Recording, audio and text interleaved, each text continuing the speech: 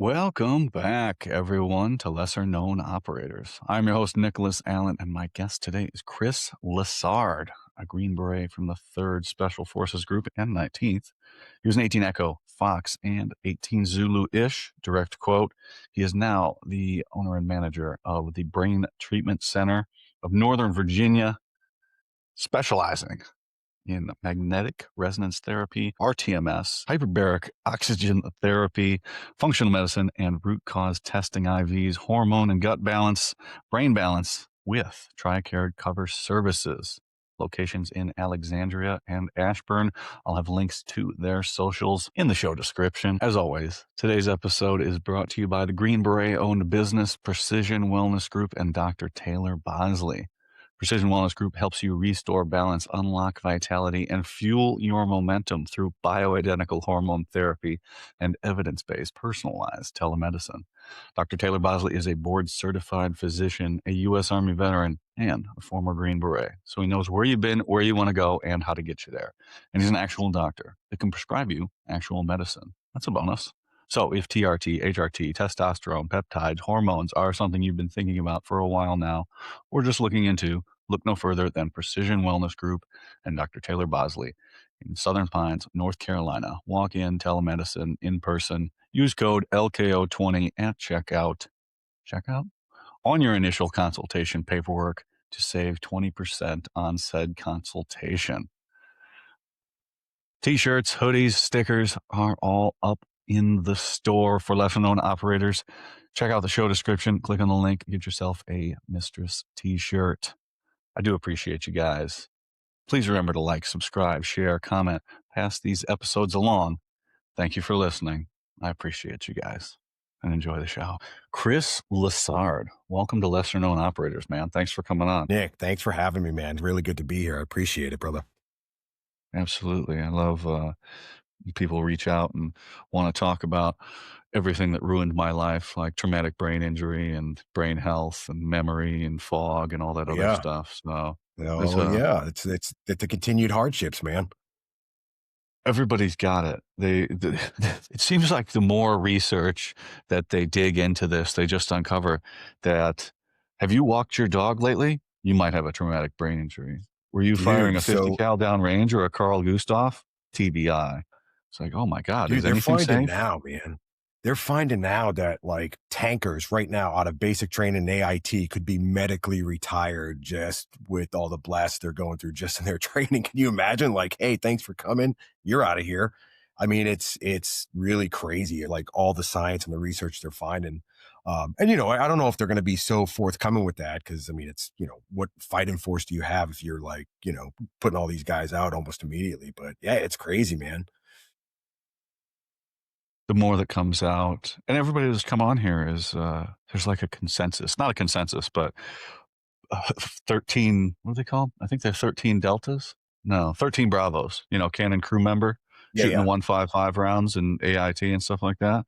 They're up there in the operator syndrome levels, stratosphere yeah. levels that you can't even imagine. Like that is a serious explosion right next to your head, just like you said with the and cannon crew members. That there's a lot of pressure bouncing off the walls inside of a paladin or inside of a tank and things like that. Terrible. So, They're but hitting those standards really quick, man. And it's like, we want the biggest and baddest weapons and rightfully so, as we should. We want to be, the leading power of the world. But, to think that there's not a consequence to that, it, would be fooling ourselves. So, but yeah, there's a cost for everything.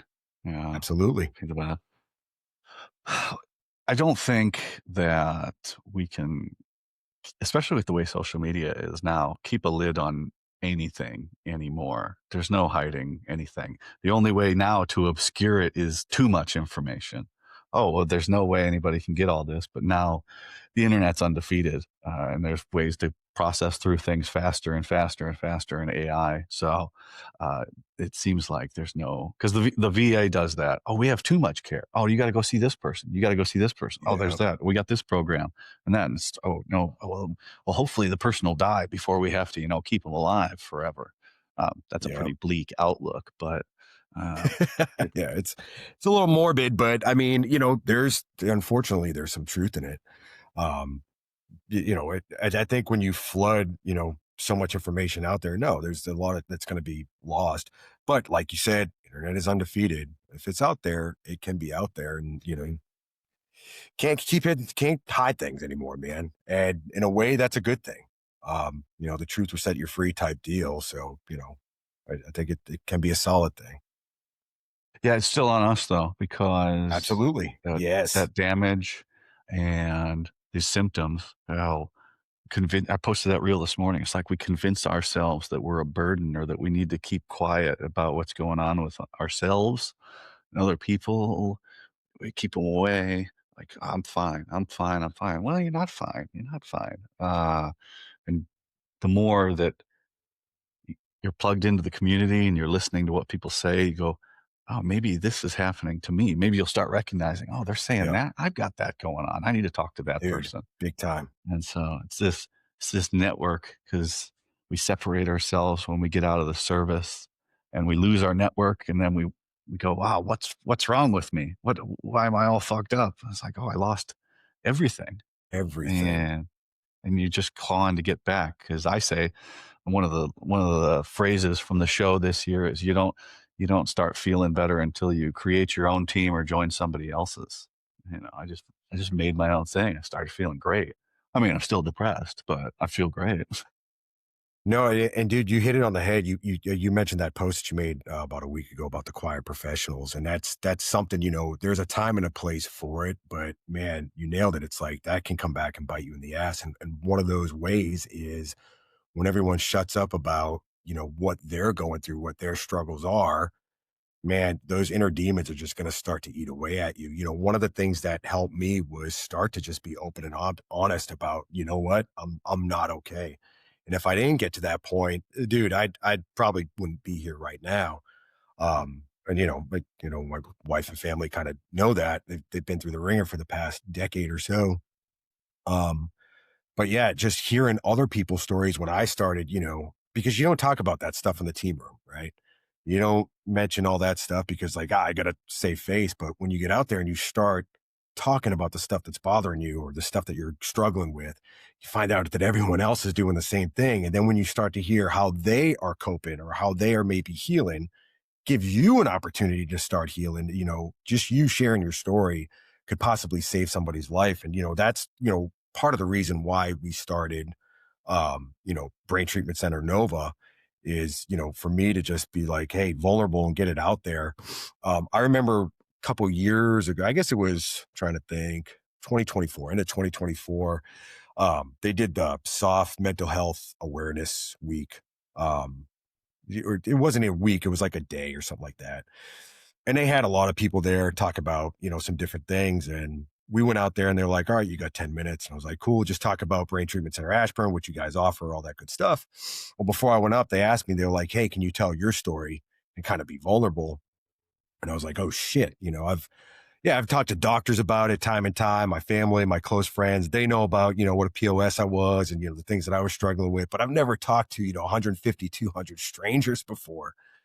And so I went up on stage and I just started talking and, I was shaking, scared shitless, man. Sweating, the sweat's going down the back, down to my ass and all this stuff. But then I got done with it and I had dudes come up to me asking questions and more questions and saying, hey, thank you for that. I needed to hear that. Or, hey, that was good stuff. Where did you go to do this? I was like, holy shit, it was therapeutic, right? And it gave me a good sense of like, hey, this is, you went through all of that hard shit for a reason. Good job pulling yourself out of it. Now get off your ass and go help others. And it's therapeutic, man. And I think guys need to lose that quiet professional thing is great when you're in for operational purposes, but there comes a time and a place where, what, you need to start opening up and really help others. I only have, and I didn't want to put it in the, like, I'm not going to argue with people in the comments. I just think the quiet Yeah. should go away. It should just say Yeah. Yeah. professional. Yeah. I go, you're limited there because people interpret quiet as silent, especially we spoke about the social media policy over the last 20 years. Oh, you can't have a social media. Oh, you need to have one now, but it has to be bland. Oh, now we have an actual social media policy about what you can and can't post and all the other things. It goes, and then people take that way too far. Yes. And we'll see that in some of the content now. But you know, it's very difficult to get up and talk about all these things. Mental health is uncomfortable, and it's so fucked up because we all like it's we. What did I say once? We all have a mental. Like it's not unique. Everybody's got it. Right. Everybody's we're all people, and we've all got this voice in our head that we fight with and we talk to about, should I tell somebody about this? Should I not? Is no, I'm the only one going through this. I don't think so, man. I think there's probably a lot of Not at other all. people going through this shit too. And but nobody, we convince ourselves. We just convince ourselves of the latter, that well, yeah, we're the former. We're the only one. We're the only one. But it's it takes practice. And Yes. nobody wants to practice that.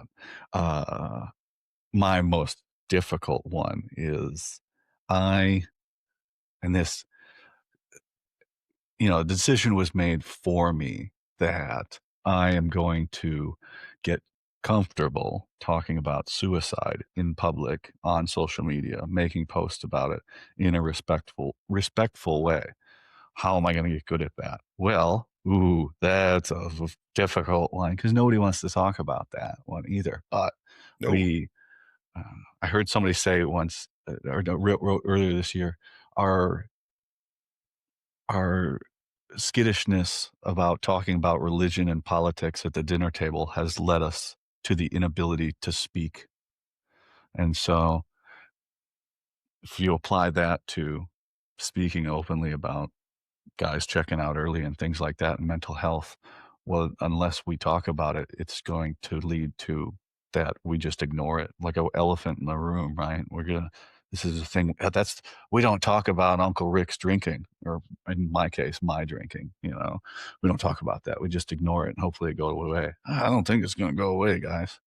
It's You not know, going away. And then what does that ever lead to? We say like, oh, we can't talk about politics. And now look at this country now with politics. You can't even have a different opinion without you're an extremist Nazi. It's ridiculous. Same thing with religion. You can't coexist now with people from different religions because it's like, it's everyone gets too emotional because we spend so much time just not talking about it.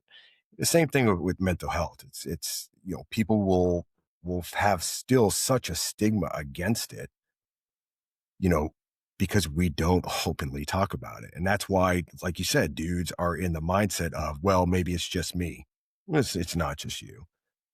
But the more we talk about it, get it out there, it is. I guarantee that not everybody, but there's a lot of dudes out there that might not have ever attempted suicide or have really focused on it. But I almost guarantee that most of them have had a thought at least one point in time in their lives. There's just so much trauma that we all go through, whether it be through the military, through overseas, or, even through training or just your personal life, trying to balance a personal life with being gone all the time, goes guys with kids, childhood trauma that there's a lot of guys out there on the teams that have a ton of childhood trauma, man.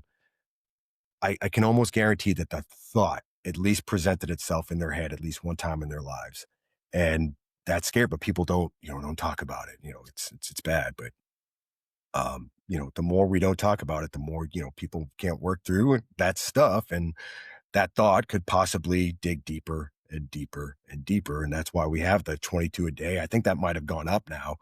Um, I don't know what the numbers are, but it's frightening, man. yeah, it's not good. And then there's guys that drink themselves to death, die in Yep. car accidents, Yep. and other means. They won't outright just end it real quick. They just take a longer path, which is also terrible It's for everybody horrible. around you. Drag them into hell for 10 to 20 years. Exactly. But that's where we're at.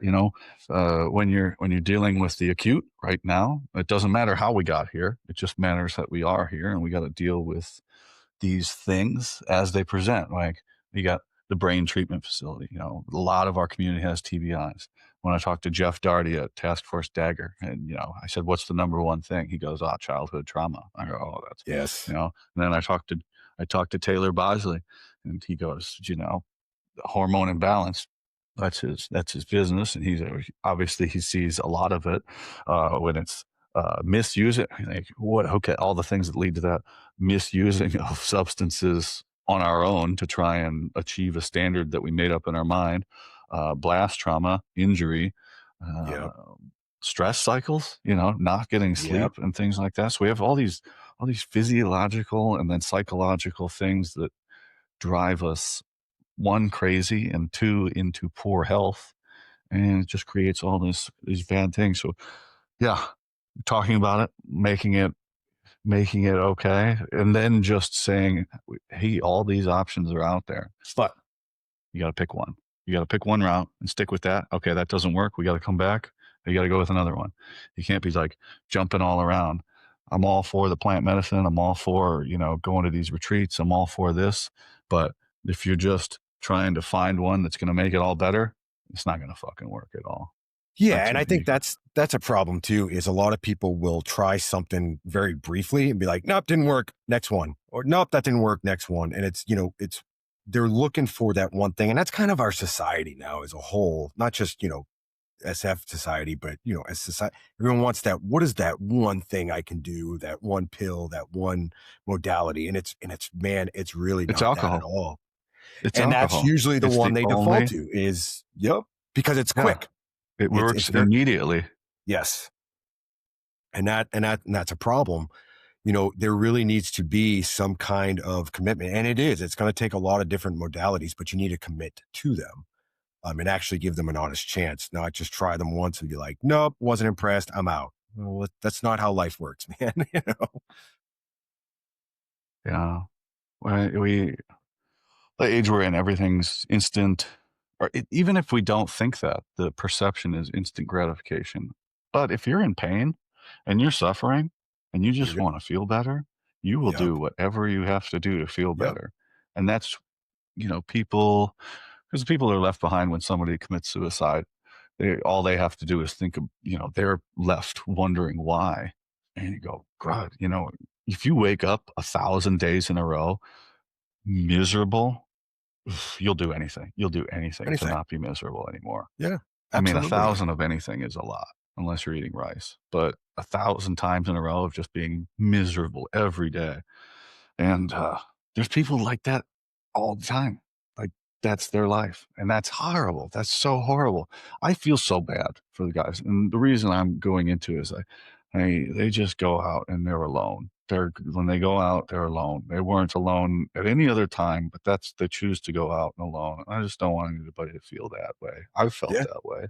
And it's all made up in my mind. I wasn't alone. I just made it all up because I was fucked up and chasing things that didn't exist anymore, or upset with a situation I'd found myself in. Now, when I can make a new situation, I can be depressed in a whole different area of life now, just with a different set of problems. Right. And that's part of the problem. I know, like for me, when I was, going through, because I had, the childhood trauma, I had, all the stuff, the TBI, Lyme disease, all the stuff, man. And way back when, we always operated in a chaos cycle, right? And we thrive on that. And then what I would find is I would look for relationships. I even found myself in a marriage in a young, early age that wasn't based on love or connection or anything like that, anything that mattered. It was based off of trauma and being in a chaos cycle. And that is really hard to break out of, especially when it's like for us in that community, we're almost addicted to it and we don't know how to operate when we're not in it. So when we get out, we lose, the SF life and, a life of debauchery in some senses. When we find ourselves in almost a stable life, how do we act on that? We have this, these TBIs, this PTSDs, these, all these illnesses. Plus, we're so used to being in that chaos cycle. We're going to try to emulate it again with the alcohol, the painkillers, and all the stuff that we know about and everyone talks about, but also the stuff that we know about, but no one wants to talk about. Um, and we find ourselves in that cycle and we have no idea how to break out of it. And that can be painful. And that's what, a lot of these different modalities and, more healthy habits kind of come into play. But, seeing that is really hard in that moment. It really is. Yeah. Yeah. The job attracts a certain person, a certain type of people for whatever that is, right? I feel like I'm atypical because everybody I talk to has got a certain set of things. And I'm like, man, I didn't have anything like that. Am I fucked up for not being fucked up? Then why? Which fucked up am I? Right. Um, There's a lot then of different kinds of why did fucked up, man. why did they select me? I don't fit in that. So you start thinking like, what's wrong with me? And I go, oh, that's what's wrong with me. That's where I found the place I wanted to be and fit in. And when it went away, I couldn't handle it. That's there it is. That's the Yes. problem. Uh, and that, Yeah, and it's different you for lose that everybody. identity, man. Yep. Yep, when you I lose grew that up came identity, it's just sucks. grew up on a farm. I was a nobody in a cornfield in Illinois. I grew up in a poor farmhouse and out in the boonies and no neighbors and nothing. And I made got a title and I was somebody when I'd walk around base. And then all of a sudden I'm back in Wisconsin and nowhere, being a nobody again. And that's kind of a bummer. And I think that happens a lot is you try to get away from a place and you go find success. I don't Yep. think that does happen a lot. Is you go find success and Yeah. then it goes away and you go, "Ah, fuck, now I'm back in the same place I was 10, 20 years ago, and now I'm Yeah. stuck." And you get right back to that age you were when you tried to get away, and you kinda go back into that cycle. That's kind of a bummer too. The whole thing's a bummer. I mean, not to bring the It is. entire It's episode down, but the whole thing's a bummer. Yeah, no, And the way it we can't handle it's even more of a bummer. yeah, well, because we make it worse in the way we choose to handle it, right? So I grew up in Boston, and I was, a nobody. I dropped out of high school. I was at a GED, and but I knew at the time that I wanted to get the hell out of there. So turned 18, went to the army straight away. Did that for years, obviously. Did the SF route, but then I found myself sitting behind a desk after it was all said and done. They're just like, what is this? I don't know how to adapt. And that goes back to the whole quiet professionals too. When we can't use all the stuff we learned in the all our skills, whatever. What are guys supposed to use? So we tell them all the time. Like, oh, go into project management or go be this or whatever, and guys do that. And they can't adapt because it's like, this is not who I am as a person. This is not who I've been for the past 20, 30 years. What am I doing here? I'm hitting the booze, and it's a vicious cycle. And that's going to be a problem when you lose that identity of who you are. And, I hate to say it because pride can be a killer, but, you had pride, you put that beret on or, whatever it might be. You have some pride. And then when that's taken away from you, what do you have? And go, all right. You lose that identity. For me, I was fortunate. I have, a wife now who is unbelievably amazing. And I had that to fall back on. And man, she helped me out through a lot of stuff. She's a saint. A lot of guys don't have that, or a lot of guys who could find themselves in marriages that I found myself way in my early years that are built off of chaos and, a toxic cycle. That can be a problem, man. Yeah, that can be an issue. Yeah, a crazy, hectic life is fun until it's not fun anymore. Till it's not fun anymore. Exactly. Until it's not fun Exactly. anymore. Um, what was it? Everybody said that hanging out with Chris Farley was great for 2 drinks, and then it was the worst experience of your life. Yeah, right. Exactly. Exactly, man. And that's how it is. It starts off fun, and you go, "Oh, where'd the fun go? Oh, it's gone, Yeah. man, and you All of are a here to sudden, stay." this is tragic Uh, now. Yeah, exactly. yeah. And that's what it turns into. It turns into a tragedy, man.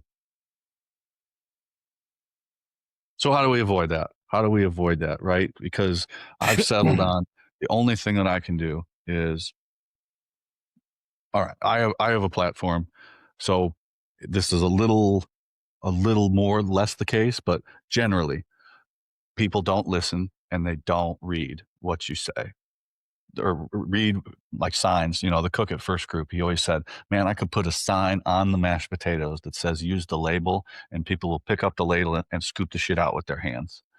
People don't read and they don't listen, but they will watch Yep. what you do. So Yep. for me, I've settled on, I have to embody what I say. I have to just be a good example. And I can't help everybody, but hopefully some little thing makes it all the way through and just sticks in there like a little tick, you That's know? it. Okay, this person's going to think about this when they want to make a bad decision. Oh, I'd like advice. Maybe they don't reach out to me, but they reach out to a friend. So how can we just be that good example and then be satisfied with I am doing enough because I'm taking care of me and because I'm in a good position, then that's doing the best I can. The other thing from this year I've said a lot is be careful who you let drag you into hell. We also let people pull us down and and I wouldn't want to say to their level, but yeah, misery loves company. It's kind of, it also doesn't, but it does, Yeah.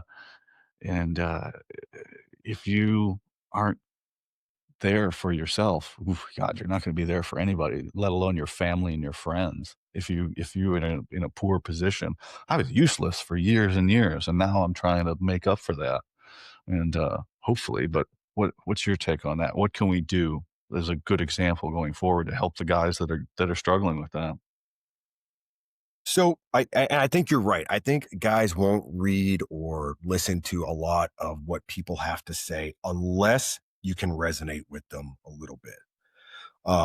I think if and that comes from, if you tell your story enough, there's going to be somebody out there that says, oh, wait a minute, that sounds a lot like kind of what I experienced.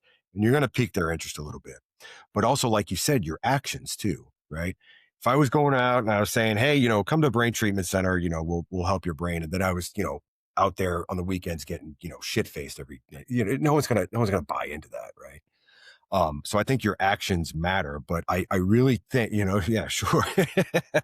um, but your actions matter, but I think just telling your story enough times, someone is going to resonate. It's going to resonate with someone and they're going to be more likely to listen to you because you have the similar background.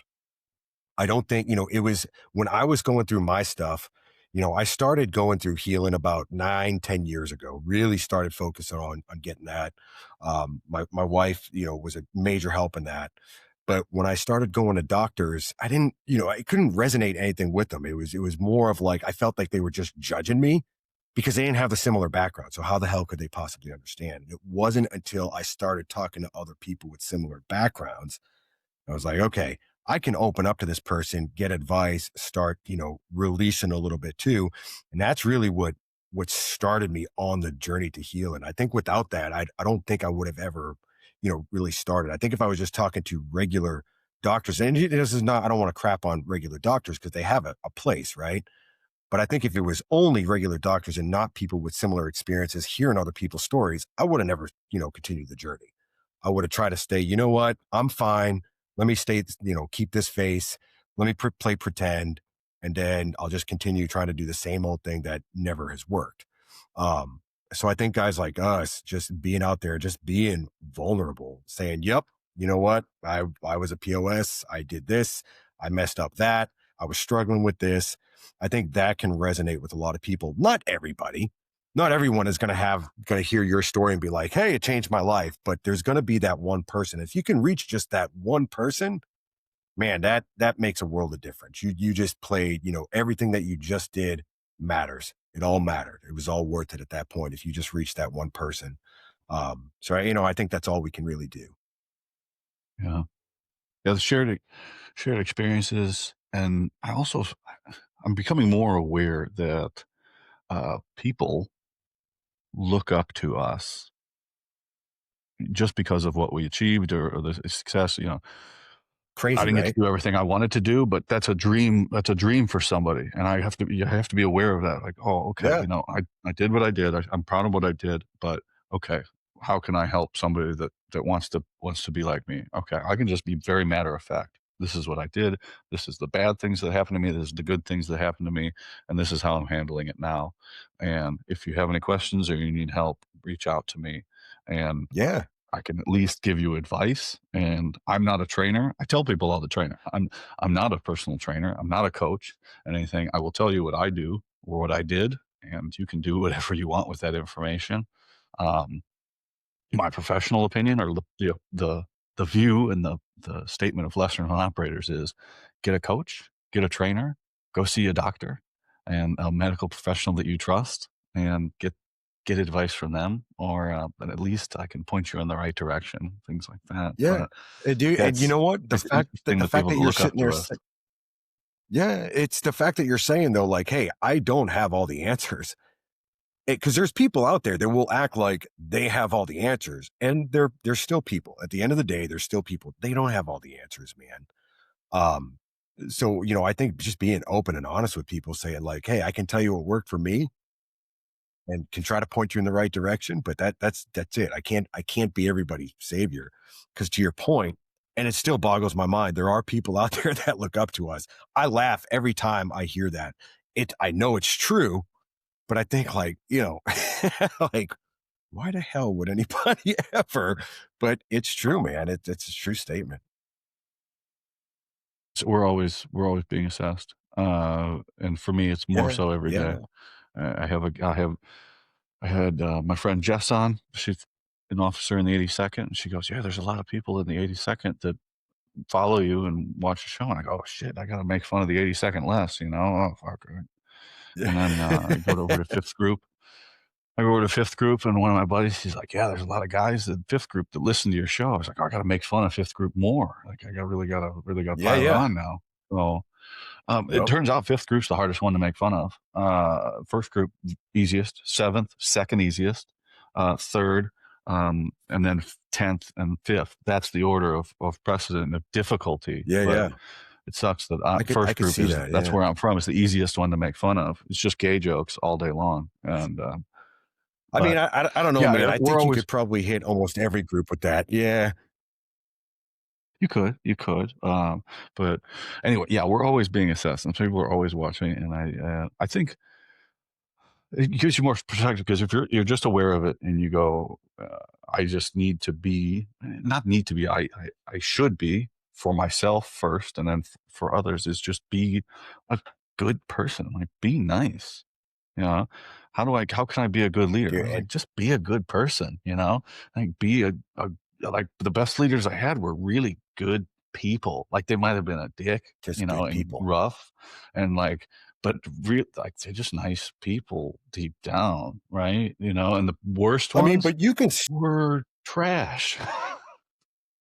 you can still be a nice person and be a dick, because sometimes being a dick is absolutely necessary. And I think that's another thing that's lost on, a lot of people, is because someone's being a dick, they're doing it, and not all the time, but a lot of time they're doing it for your best interest, because sometimes them being a dick is just them just being honest with you. And sometimes you really need that honesty. It's just like, hey, dude, you're messing up. Um, and that, we live in a, "Oh, you can't have that. People can't be criticized anymore. But man, it's, to your point, it's like, just be a good person. It doesn't have to be rocket science, right? You don't have to have all the answers. You don't have to have, the best skills in the world. Just be a decent person. And that's really what it all kind of boils down to. And part of being a person is being honest and just being straightforward sometimes. And, some people can't handle it and some people can. Um, it is what it is. Honesty's the best policy. Yeah, I guess so. Unless you're on the internet, then if you're honest with people, you get destroyed in the comments. That's why I stay But off the internet, man. I don't even get, I try to avoid it at all costs, man. it's all a game, man. It's all a game. It's all It is. fake. It's all It right. So really you, is. you said, the ways of getting better and seeking treatment. So you own the brain treatment center in Northern We Virginia? do. So yeah. So I'll give you the story behind it. So and it's kind of a long story, so I apologize. But my wife and Lay it on I, me. so my son, when he was 4 years old, he was diagnosed nonverbal autistic. We had him. Doctors up at Dartmouth say this kid's never going to talk again. Just deal with it. Is what it is. We're like, okay, wow. So we got him a service dog through, I think it was Red Circle Foundation. They got him a service dog that did a little video on him. Well, Task Force Dagger Foundation, you're familiar with them. They saw his video Yeah. and they said, hey, there's this thing called MERT they're doing out in California. A lot of guys with PTSD, TBI, seen a lot of great results for it, but also kids with autism are seeing a lot of good results with it. We'd like to send you out there. They paid for treatment. I mean, the flights, the hotel stay. We have never met these people before, and they did amazing. He went out there again. This kid, nonverbal. They told that he's never going to talk again. Within 3 weeks, he starts talking. My wife has a story that she tells everybody about her running on the beach. My story with him is, she called me up. She said, "Hey, Luke started talking." I said, "Get the hell out of here." So I fly out there because I was at home because I had to work. She was out there with our two son, or yeah, Luke and our other son. And I flew out there. I get in the car. They pick me up at the airport. Nothing. I'm like, "Yeah, it's fine." We drop our bags off. We go to get lunch, and across the street from where our hotel is staying, there's like a motor pool for school buses. I don't know what the hell they're called. But he looks at me and he I says, think it's "Dad, is that a school you call the bus?" motor pool. And Yeah. I was like, "Holy shit!" I was like, "Yeah, buddy, it is." It's the first time that I've heard this kid talk. So we did a lot of MERT treatment with him, and over the years, he is now a neurotypical 14-year-old. He was in the Civil Air Patrol a little bit. He does jujitsu a little bit. So he has an opportunity at life. For him, Mert literally moved mountains and gave him an opportunity at life. So a few years later, 2023, clinic out in Denver, Colorado, they reached out and said, "Hey, we take TRICARE now. We can cover me, because, the PTSD, TBI stuff. But we'll also help your son out." I was like, being a dad, I was like, "All right, well, let's go out and do it." And, at this time I had spent, this was like 8 years into healing. I did about almost 10 weeks at the prep program down at Tampa in 2017. I was still on a lot of medications. I was on the VA cocktail, and don't get me wrong, VA, medication has its place. It stabilized me and kind of got me straight for a while. Right. But I figured, what the hell, let's go for him. Well, we got down there, and about a few weeks into it, I noticed I started dreaming. I haven't had a dream at that point in years. So what that was signaling to me is I was actually hitting REM sleep. I never hit really REM sleep. I was up throughout the night, had trouble, going to sleep. So every morning they would do, before treatment is every, 30 minutes a day, every day. They would do scales, how you feeling like about this? And, one of the questions is, how long did it take you to fall asleep? And I'd sit there and I'd be like, damn, I guess about like 15 minutes. And now normally I was the guy that would take the NyQuil, the Tylenol PM, the melatonin, grind it all up and, shoot it and still take 2 hours to get to sleep. I was actually falling asleep within like 15 minutes and sleeping through the night. I was like, holy shit.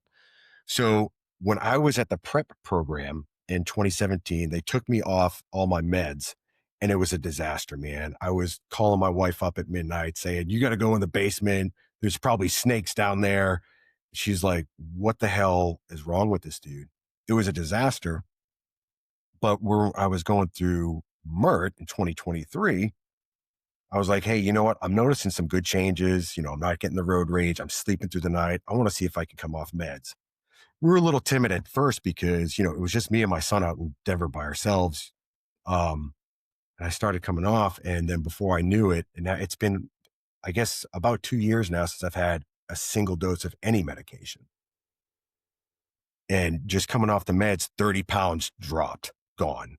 I felt like I was more present in my everyday lives. When you're on so many medications, you're kind of a zombie. You're just kind of, meat with eyes that's just moving and just, getting through the day.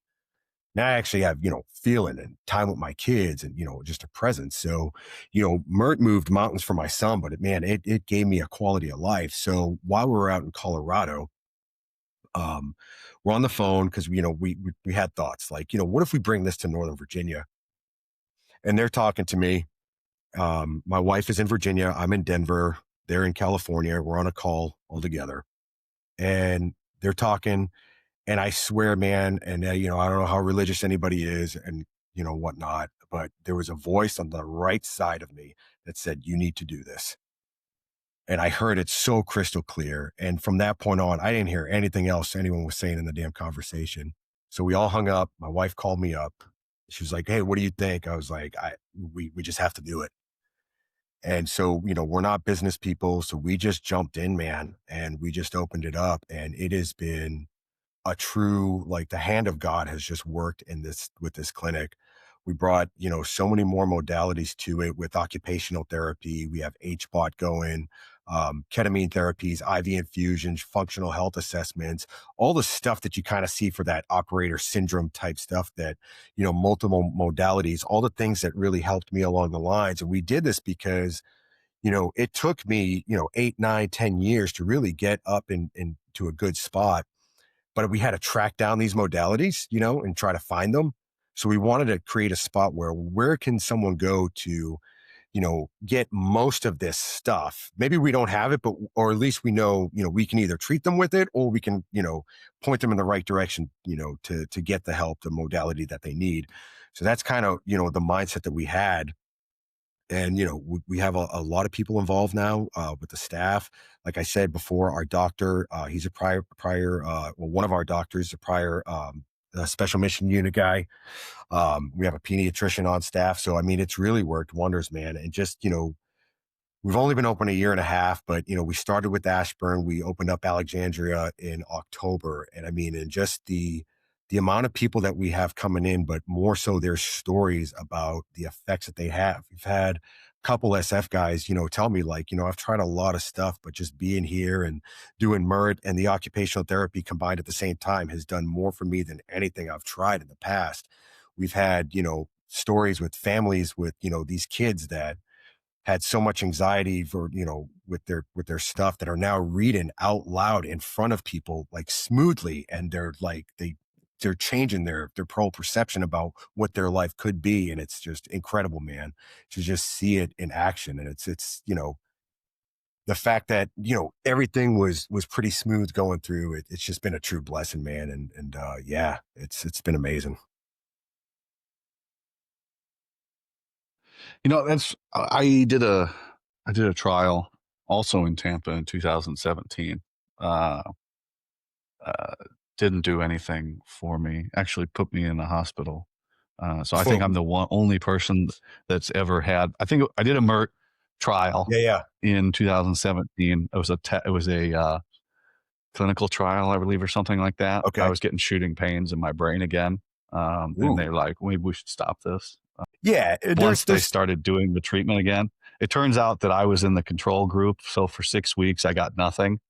And then yeah. when they started with treatment at the end, I was getting shooting pains in my brain. And they're like, okay, maybe we should not do Yeah, this and anymore we to tell you. people all that too. It's not guaranteed to where there's some people with contraindications that probably shouldn't do it. And we've turned, I think, two people away. Like, hey, this is not going to be good for you. We don't want to sell something to people that's not going to work for them. And there's things that we can look for that our docs know to look for to say, yeah, you know what, there's indicators here that you probably shouldn't be doing it. Um, and there are also, things that people can do that if they can do the treatment that will actually help the treatment be more effective. One of the things that we like to do is, especially for the veterans coming in, because we can get it covered by TRICARE, the functional health assessments, because when your diet and your hormones are more balanced going into treatment, you're going to get more of an effect sooner than as opposed to, like, yep, my hormones are a mess. My diet's a mess. You're not going to see much effect. I mean, that goes for any kind of medical treatment, right? Um, you know, when your stuff is out of whack, you're going to have a hard time because your body's in, survival mode, just trying to fight. It's not going to spend too much time healing. It's just trying to get by. So that's one of the things we do there too. Yeah. Especially towards the fitness side of things, I tell people, Mm-hmm. the first thing, you got to get the drinking. I don't care if anybody drinks. Drink yourself to death. Hey, this is America. You should be able to do whatever you want. There should be vending Absolutely. machines with heroin in it. You should be able to buy a tank off of eBay, or buy it Yep. now, tank fully loaded. It shows up your door 2 days later, 2 day shipping with Prime. Do whatever you want. But if you want to get healthy, if you actually want to, well, we got to get the drinking. All right. Then Yeah. second, what should we do? Well, we got to get your sleep. Okay, that's the second most important one. We get the sleep, we get that taken care of. What's after that? Well, that's diet, exercise, and Yes. hydration. And those get let's get those Yes. three. That's like your third level. All right, I still feel like shit. All right, let's Now we try can work something with else. something. Yes. Yeah, I think most people with the issues that they have could probably be solved with, just proper nutrition, good sleep, physical activity, some sunlight, and just hydration. I think that could solve most people. The problem again is we kind of talked about it earlier. Well, what's the one pill I could take? Usually you have two rounds, two sides of the extremes. You have one side that's, you know what, I'm super busy. I work 7 jobs, have 14 kids. I'm in school. I don't have time to do all that stuff. And then you have the other extreme on the other side. It's, I just don't want to do it. So you have the two extremes, but I mean, man, if people, if they could really settle and recognize that, man, if I'm not saying that you have to eat like a saint all the time, right? But, yeah. nutrients dense foods and, can make a difference, man. Or you can go full psycho like I did. I 95% of the food I eat is cow, rice, and milk all day long. That's it. I And mean, like fully elimination diet and physically, um, activity, everything. I am better than probably 99 and then out 5 nines after the decimal than most of the people on the earth. But, yeah, that works for me. That's not going to work for other might people. not work for everybody. And might not work for everybody. But I sympathize though, because, people challenge me on this statement here, but they're not me. So fuck them. I was much happier when I was drinking. I was much happier. I have my emotions now compared to when I was drinking, they're almost non existent. I'm just like a Yeah, stiff board. Like I'm not funny. I'm not relaxed. I can't, it's hard. but I'm a lot smarter. I'm quicker. I can recall information. I'm just not like, I don't really get sad. I mean, I do still get sad. The sad's still there, but I don't really get happy as much as I used to. And it's just not the same because it does work. But, that's not a way to live is I was not It's living. I not was a way to just live, getting right? through the Like day. it's cool to be the life of the party, like you said, until it's not, right?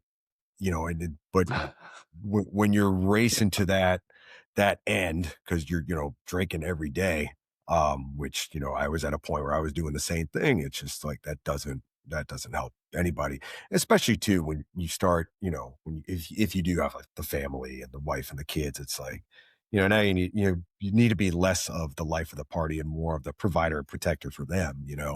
um so, now I'm at the point, I haven't had a drink in over 9 years now, which is still crazy to me. August 11th, 2016. Yeah, man, it's stupid. If you would have told me that 10 years ago, I would have laughed right in your face, man. Um, but I'm much happier now. I don't need to be the life of the party. Fuck it. It's not a goal of mine. I don't even like to go to the party anymore. It's just, I'd rather just be home. We have a gym downstairs. I got my kids here. We got some chickens outside, and that's good enough for me. But yeah, it is Okay. two different lifestyles, man. Here's one for you. We'll get back to the Mert in a second, but this is Hmm. I don't do current events, but I heard this on Bill Maher the other night. This guy was on there and he's saying, the second worst thing to happen to the young generation, the upcoming generation, was COVID. It segregated everybody and put everybody on Zoom and working from home and blah, blah, blah, blah, blah. All the things that it did, right? And he said the worst thing to happen to young people is the demonization of alcohol. And he had these great points about going out and having fun and meeting people and socializing and then having a young liver. And the way he said it was very convincing. And I went, oh, yeah, that's some good points. And then I turned it off and I started thinking about it. And I went, wait a second, that's fucking wrong. Because everybody, I don't want to say that, almost everybody that I associate with and talk to now that I'm friends with now from my former life, they're all sober. They did that. They went out. They did all these things just to no off switch. So the road to how we got here is we're here. We're the most unhealthy. We're the most segregated. We're the most secluded. We're mentally unhealthy. We're physically unhealthy. We're just in such a place now because of where we were. And for somebody to go, they need to be going out and doing the same things that we did. Well, we're in a bad place. Like healthcare is the number one cause of bankruptcy in this country is healthcare. We are so the things we did put us to where we are now. So you're saying health wise and mental health wise, we're in a great place now. So the kid they should be doing that. No, they watched us do what we did and they said, I don't want that because Be like that. I want to change the future. And Right. I thought that was such a strange thing for somebody to advocate for and to so you just want to continue this and not saying all hope is lost. Like the world is cracking in half. That's just what the news wants to make you Right, think. right. But but Americans are extremely out of shape and extremely unhealthy. Horribly. And nobody can tell me otherwise. I can just walk outside and see that. And to say the way we're going to get out of it is doing more of the same that we did in the past. That's not true. Now, do you think that's more of an old school type mentality from a person who thinks that there's nothing wrong with It's them? it's somebody from the previous generation. It's that generation is behind the one that got us to where we are. They had an off switch. Our generation, my years and older, 10, 20 years older, no off switch. We No ruined off it for switch. everybody. We did. We ruined We health and did, fitness man. and everything. And now the next generation goes, we're not going to drink at all. So we ruined it. But that person, and so yeah, that's their point of view and things like that. So now this is where we are. So nobody drinks.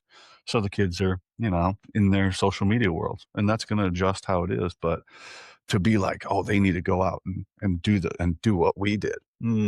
No, I think no. I think you're right about like our generation not having an off switch. There was a funny thing on my wife does the Instagram thing, but she had a thing like, why dads in their 40s, are obsessed with the gym, and it showed like all the 80s movies like Rambo and Terminator and Commando and all that stuff. But that's what we did. We took everything to the extreme, whether it be the gym or running marathons or going the SF route or drinking or so it's funny that you say that we just didn't have an off switch, and they did back then. That like generation before our parents, I guess, they had an off switch. They could regulate. We really didn't know how to do that because there was no one pushing for us to use that off switch. So it was just like just go go go go go. All right. So, but to your point, The yeah, speed of it's interesting. life has Yeah, accelerated from 1980 till now. Just every 5 years, the speed has doubled, and it's just yeah, before that, it was probably doubling every 10 years before that. Because then you had the 60s and then you had the 70s and the 80s. Well, the 90s, was 2010s, you just rapidly accelerating the changes in technology dude. and the looks and the quality of the video that's coming out. I just had a movie on here. It starts my TV that I watch while I'm working. Yeah, yeah. It plays just random stuff. And the movie was only 20 years old. I go, this looks terrible. Looks horrible. Like it looks so bad. It's only 20 years old. I mean, it's not that long ago. That was like a minute ago. Right. Yeah. Dude, And we act like we've had this thing in for like forever. It's only been what? I think I got maybe 10, 15 years, something like that. I mean, maybe it's been more than that, but it's just like, holy shit, it I got hasn't been my around that phone when long. I think it was 20 years I've had a phone, but it's Sheesh. only been in its current form in like 10 years. And Yeah, then now you can get all the um, information that's ever been discovered by humans ever ever. in a couple seconds. It's only been that way for a few years, Yeah. so It's uh, insane, uh, man. but it just keeps accelerating, and it's just Yeah. we want more. We want more. It's never enough, and We're it's very consumers. difficult to slow down at that point. You can see that with AI. What's the point of AI? Well, it's to help human life. Things are we can't even keep. Most people don't even know what it's doing and things like that. So, Right. If so, and I then would, when I hear, I would love to hear, like you said, like they don't know what they're doing. I would love to hear people that are huge advocates of AI tell me exactly how it works. I don't know. I just ask it a question and it spits out an answer, you know? But like, okay, but how does it really work? I mean, there are people out there that, and don't get me wrong, I think AI has its place and has some good parts about it. I don't want to say it's evil. I think the way in which it's used can be evil, but I don't think it's inherently evil. But man, Here, it's like, I'll put it like this. yeah, yeah, I don't even know 99% of what this thing can do, and I carry it around with me every all the day. time, Do you think I all the have the time. ability to understand what AI can do? No, Right, right, and that's exactly. I'm the same way. that's the majority of the population. Like, Right. we don't know. We No, don't know. it's just this thing. It works great for me and it's convenient. Okay, you know. Yeah, could be. It could be. I worry, okay, it's gonna make jobs and the market easier for people. Well, a lot of people's identities, and we know this, are tied to their careers. So when you start eliminating careers and eliminating the things that, and then you start pushing people into different things that they're not comfortable with. I don't know, but I say there's much smarter people at work on these things than I am, and hopefully they do what literally no one in the history of human existence has done, and try to better society. The ones that are in control better society instead of try and kill each other with it. And I that's what I hope, hopefully man. that we this You know, and I don't know if hopefully. it's going to be even just kill each other with it, but is it more of a, well, how can I use this to better myself? You know what I mean? And it's there's a lot of people out there that have an intention of not necessarily harming others, but bettering themselves at the sacrifice of others. You know what I mean? Um, and where does that lead us? Well, it doesn't never leads us anywhere good, but I don't know. I guess we'll see. You know, I'm not the judge and jury, so I don't know. We'll see, man. So for the betterment of ourselves, Yeah, yeah. what you're seeing with we'll go back to Mert now. Magnetic resonance therapy, right? Correct. So we're using magnets to make people feel better. And so you're saying, are there any limits that you guys are seeing that are of the benefits of this thing? Because I've heard numerous things. Now I hadn't heard the autism thing, but what else are we working on with this that's helping people? I mean, so a lot of time it's stress, anxiety, OCD, things of that nature. Depression can be a huge one. So what it's doing is these magnets are going after the alpha intrinsic wave. So basically, there's a part of the brain for whatever reason, whether it be a a physical impact or trauma, because the brain keeps all that stuff. That stuff doesn't go away, but it's a part of the brain that's a little dysfunctional. It's not aligned with the rest of the brain. So what we do is when people come in, we do an EEG, and the EEG is not a diagnostic tool, but it shows us what part of the brain is kind of lacking. And so what happens is the labs and the docs, they come up with this protocol and they targeted the area of the brain. What happens is the part of the brain that's actually functional gets louder and louder and louder. So the part of the brain that's not as functional actually starts to hear it. It's almost like, if I'm just in one room with the door closed and you're in the other and I'm just talking softly, you're not going to hear me. But if I start screaming louder and louder and louder, you're going to start to hear me. We're going to start communicating. And that's kind of what MERT does over a series of time. And it starts to bring the brain more into an alignment so things can start functioning properly, if that makes sense. Yeah, it's pretty cool, man. And when I first saw it, I was kind of like, that sounds kind of wacky until I saw the results in my son. Um, you know, went from nonverbal to actually talking, and then just feeling the experience. It's like, okay, there's obviously something to it. And then hearing other multiple witnesses. My son was out in California doing it the first time when I went out there. Dude, it was all prior SF dudes out there. We were out at the pool just sitting out there, and it was like me, my son, my wife, and then like, five, soft dudes and their families. It was like, it wasn't a bunch of autistic kids. It was, mostly SF dudes or, whatever. So yeah, it's there's obviously a lot of science and studies that back it up, and they're going through more right now, clinical trials to make it more accessible, um, to prove that it works for these other things. I don't know when those studies are going to be officially done and when they're going to be cleared, but yeah, man, it's pretty incredible to hear what it can do. And you said you guys at your clinic, you're using other modalities. Yeah. What were those again? So we do HBOT, so hyperbaric oxygen therapy. We just started that. Haven't gotten too many people in there for it yet. It's a time commitment thing, peak 20, sessions. We sell them in packages, but people can do a lot of these packages, but it is, an hour and a half appointment when you come in. But that's one of the things. IV infusions is another. Ketamine therapy is going to be is another that we're currently doing right now. Occupational therapy. My wife actually developed a thing she called a spin program, and what that does, it does a lot of the occupational therapy, cold laser, breathing exercise, fascia release. That's another thing that a lot of people don't talk about is the fascia, man. So I don't know if you've heard about the fascia. So fascia is like, with like if you peel open an orange, how it has that white stuff, right?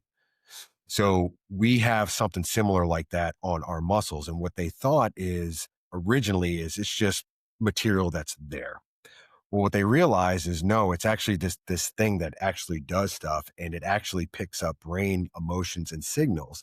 And so what happens is as that fascia gets more negative type emotional, and I don't know the science terminology behind it, it will actually start to tighten up and kind of warp.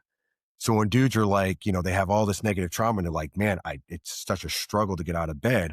A lot of times it's that fascia that's maintaining those negative emotion, negative release, or negative stressors, and it's tightening it up. So like, man, my shoulder is so damn stiff. What we're finding is when they do like these fascia release massages, sometimes people are just breaking down in tears because they're releasing all that negative emotion stored up in the body, and they're breaking it down. So not only can they have that movement back, but they're also releasing that negative emotion. So that's trust me, it sounds like that's kind of wackadoo, but man, the studies are out there. And there's a lot of great results to it. We have a lot of great feedback from it so far. But dude, it's crazy how the body works and how little we still know, you know, and how much we continue to find out, man. We don't know anything about anything. 20 years ago, Telling you. creatine was anabolic steroids, and it was going to kill the youth of America. And now And elderly dementia patients need to yes, take it. right. Um, here's just a perfect example of what we're fighting against here. Because you start saying those things, and the little bro voice in the back of my brain, because I'm quite large, a big lifter, and sometimes the bro comes out and he goes, "That's fucking fake," Yep. and I'm Dude, like, as I say it, I know what I'm talking about it. I know what I'm talking about. I know what I'm listening to. I talk to people about this stuff all the time. I know it's real. I know it works. And the voice in the back of my head's going, "Gay," dude, you all know? the time, as I'm saying it, I have the bro voice in the back, right?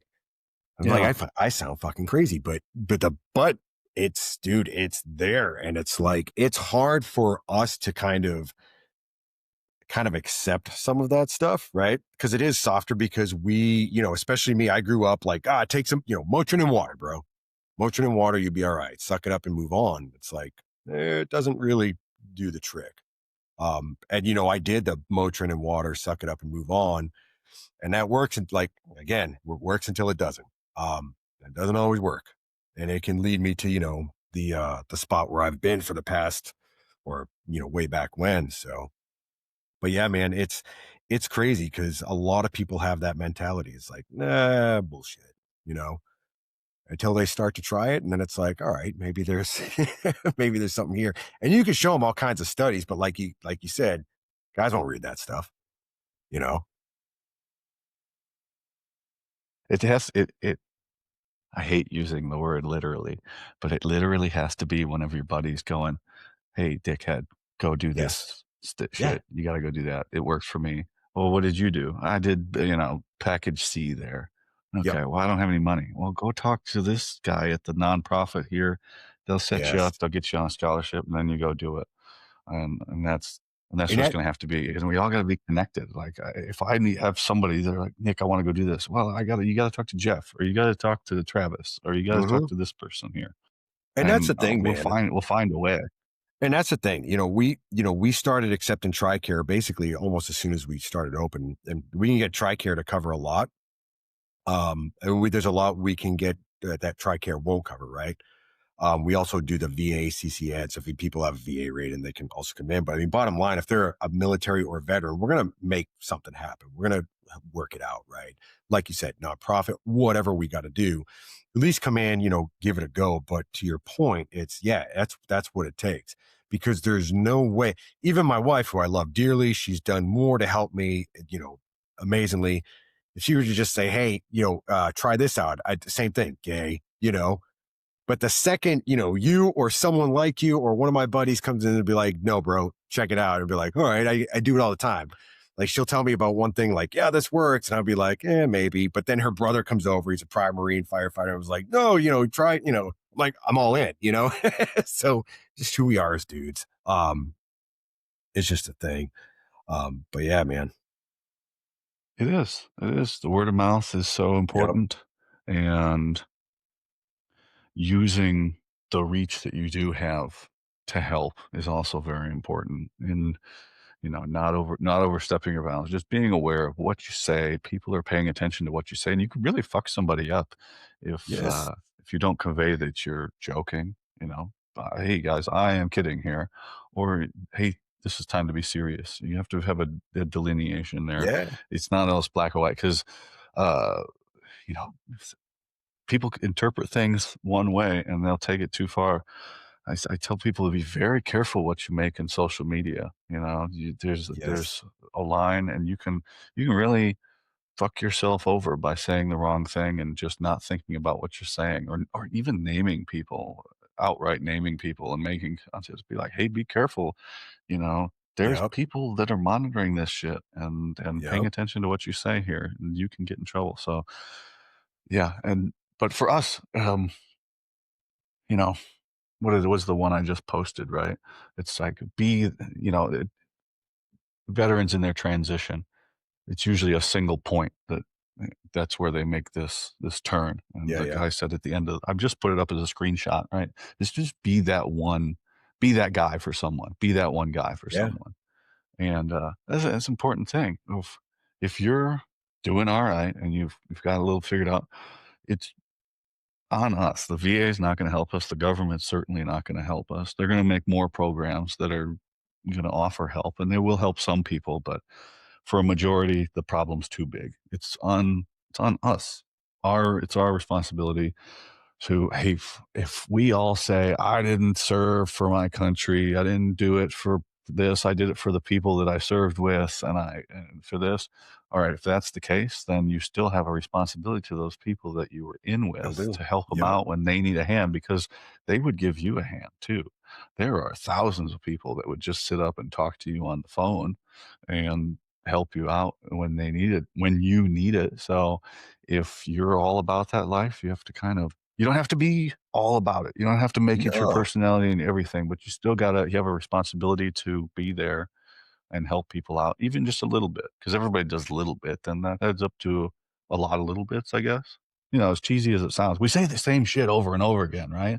Everybody Yep. says the same shit over and over again. It must work, right? Maybe. I don't know. Maybe in theory. No, community matters, man. Community really matters. And that the fact of the matter is there's a lot of people out there that won't understand where you're coming from unless you're going to the community that you've, worked with or that have similar backgrounds. And it's really hard to get out there to the people that don't have a similar background and kind of relay anything or have an understanding of them or them having an understanding of you. It's really hard, man.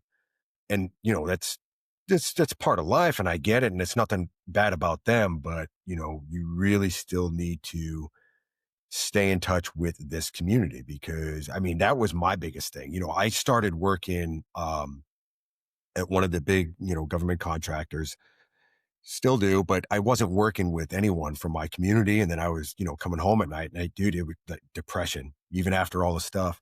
So I started working at a range, in the Northern Virginia area that was, pretty much prior SF guys, or at least veterans and some law enforcement there.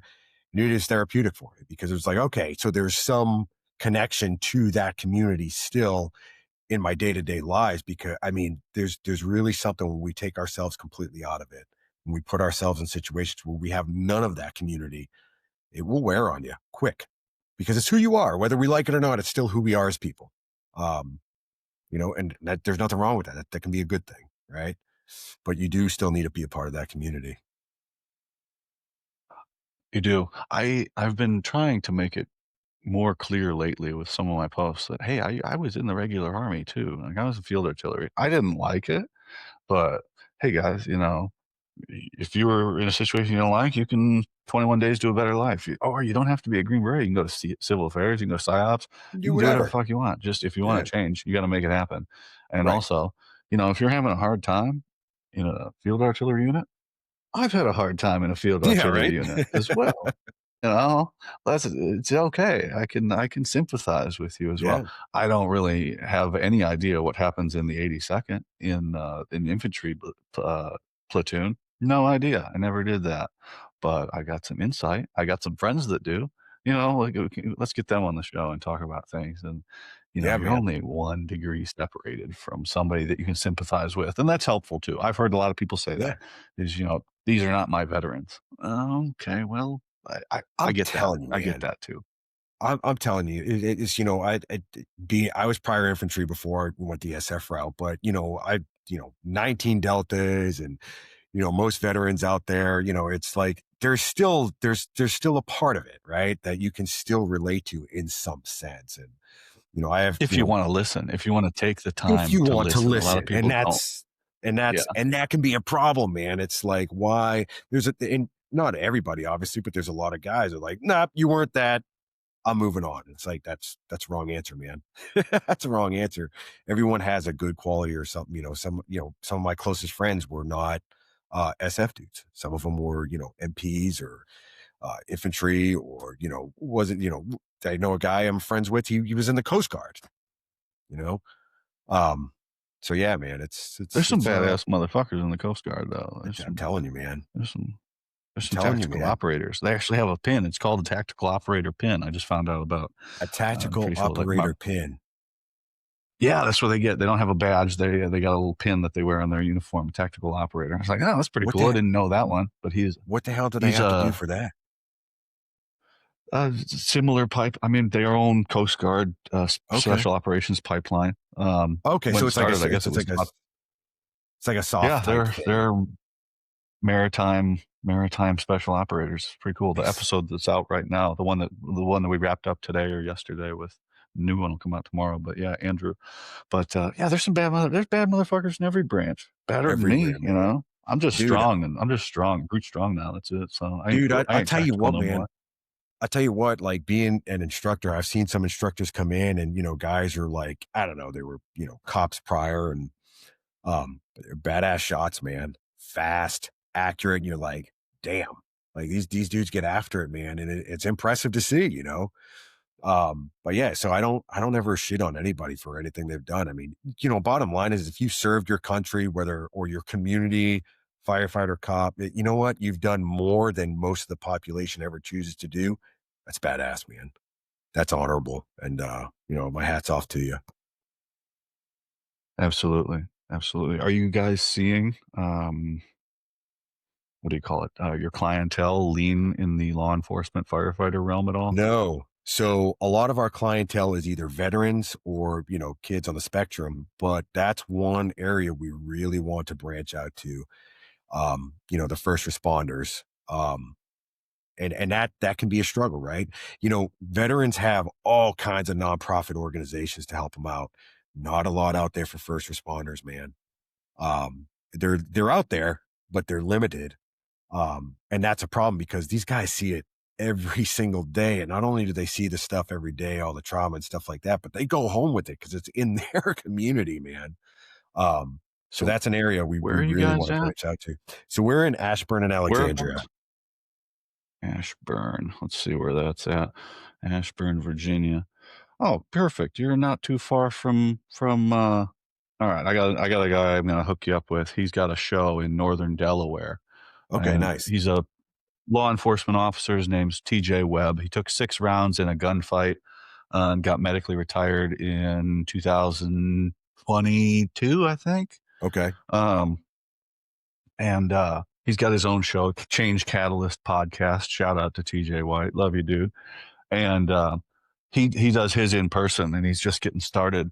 And if you're looking to get to that, it's Dude, not too doesn't look absolutely. like it's too far from you guys. You can talk to him and go hang out with him. He's a good dude. He's got a great attitude, and he's just trying to help out his community, which is tough as well It is, because man. he's even at a more disadvantage because even as much as people are like, oh, support back the blue, but secretly they go, well, fuck the police. Yeah, we I don't mean, care. it's Yeah, like, yeah, exactly. you're like pulling me over, giving me a speeding ticket. Like, oh my Well, and God, that's people's most reaction when they see a cop driving on the road. It's like, ah, fuck, yeah, I gotta it's slow like, oh, down. fuck. Yeah. I I mean, gotta deal with this shit. when you It's see, like, yeah. So I said, yeah. I mean, it's a tough road, man. I got a tough road because I got competition, and it's not even competition. It's just you got to be heard, but and things like that. So yeah, I'll man. hook you up with him after Yeah, no, this, I and hopefully appreciate you it. guys can at least And know he's close in your area as well. yeah. Yeah, because that's the thing. It's like because a lot of, we take, yes, we, TRICARE and VA, but if these guys were not veterans, it's like, it's these, a lot of these stuff, they cost money, right?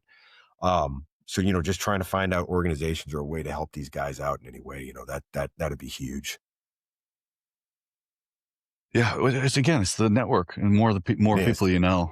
There's so much information out there, and there's so many ways to help. You got to have you cannot have it all, but you got to know the people when at least the genre of question gets asked. Oh, I can ask this person; they might have the answer. Exactly. No, they'll send me to somebody else, and things That like that. So, that's actually going to be my gig. So I'm still currently at full time my government contract that I'm working at least until the 31st, and then starting in January I'll be full time with the clinic doing more, veteran outreach, business development type stuff. So yeah, man, looking forward to it. good. Good. I mean, it seems like because I interviewed another guy last week who's in Fayetteville at a clinic there, Yeah, yeah, and it seems like it's becoming a more prevalent thing. It yes, must be it must be working and spreading. And in 15 to 20 years, the VA will catch up and will start offering it as well. But for now, it's the clinic side of things. yep. There's actually, I know they do some of this at Fort Belvoir. I don't know to what capacity. I don't know, what exactly they all do, but from what I understand, there's a possibility it's done there. I think down in Virginia Beach is another clinic down there, Merck Clinic. Warriors Heart, great organization down there. They're in Virginia. They do some stuff. So yeah, it is. It's spreading, man, and I love to see it because I mean, 10 years ago, when my son was doing it, it was really few and far between. So it's good to see, man, because you want to, if it can help people, why not, right? Yeah, absolutely. I hadn't heard the autism help there too, but that makes sense. And hopefully, I'm going to pass that info off to my sister, and maybe we can work something out with her. Yeah. Oh yeah. Oh yeah.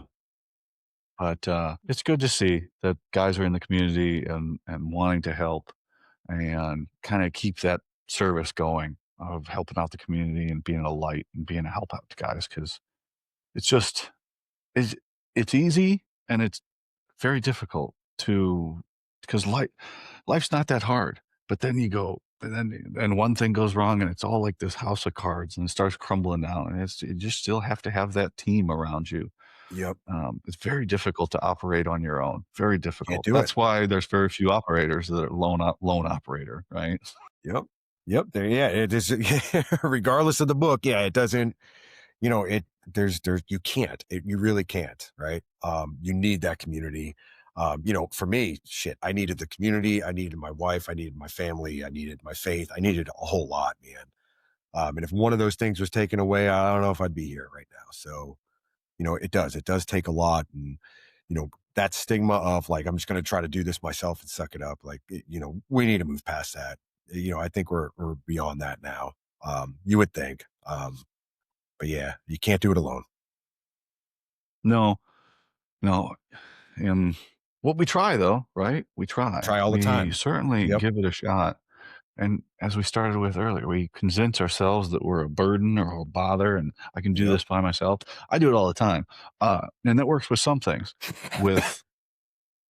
With lesser known operators, I everything is almost everything is done by me.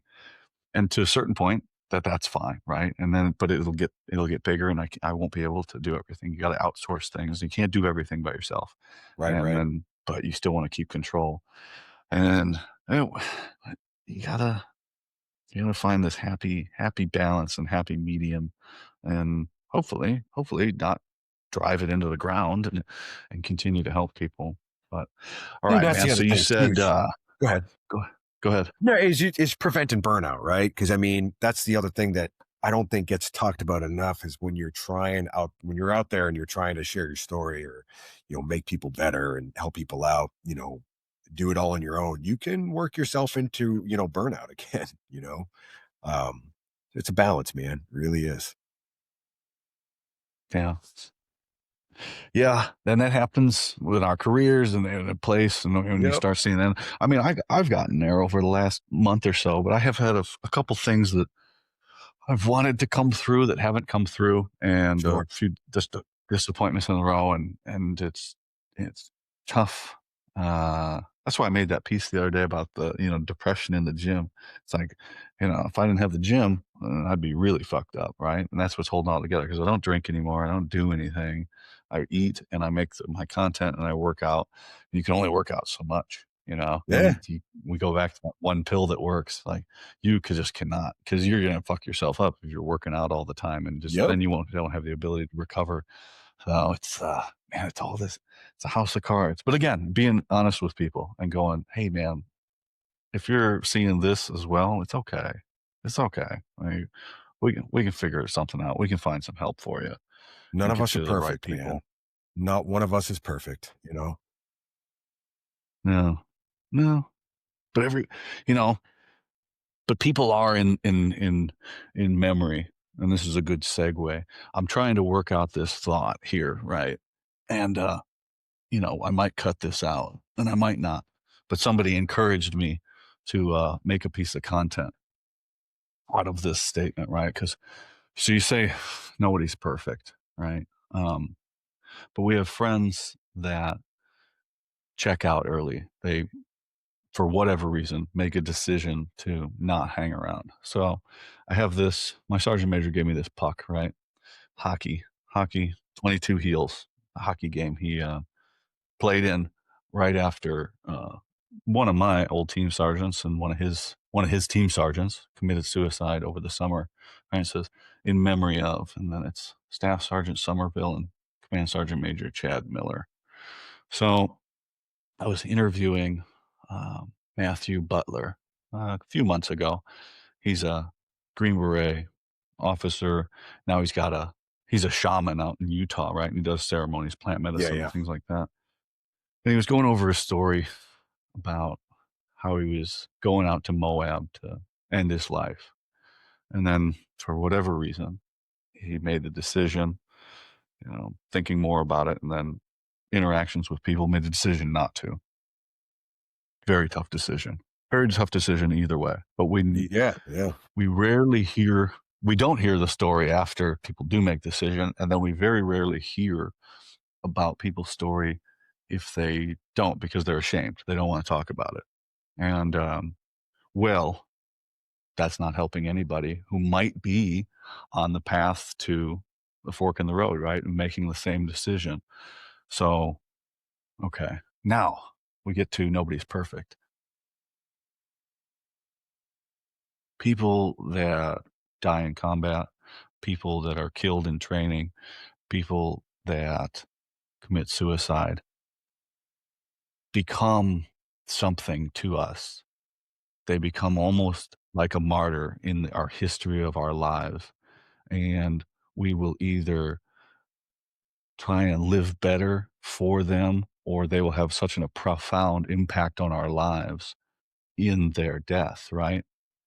So I told him after our interview, I said, I have this here, and my friend Fred had such a profound impact on my life when he died, and I will never get over it. So now, after you've made this decision not to end your life, how can you live up to the person that you could have been in death now? You now have a responsibility to be better than you could have been if you were gone. And now you get to be around to help all the people that you could have helped and get to see them grow. So now, how can you be that person that you could have been in death? So, interesting, I mean, that is an interesting interesting thought, thing. man. Yeah. It is an interesting thought because, like you said, we tend to put people like, on a pedestal, right? Like, man, that was, either brave or whatever it might be. So, but if they make that decision not to, right? Now they have an opportunity to, how do they have that same kind of impact, right? Because of what they did, if they did whatever, I know now I'm going to do A. Well, now they didn't make that decision. They're still here. How do they still have an impact on somebody's life? And that's, I think that's something that no one ever really thinks about, right? It's interesting. Yeah, It's an interesting thought. Yeah. it is. Yeah. Yeah.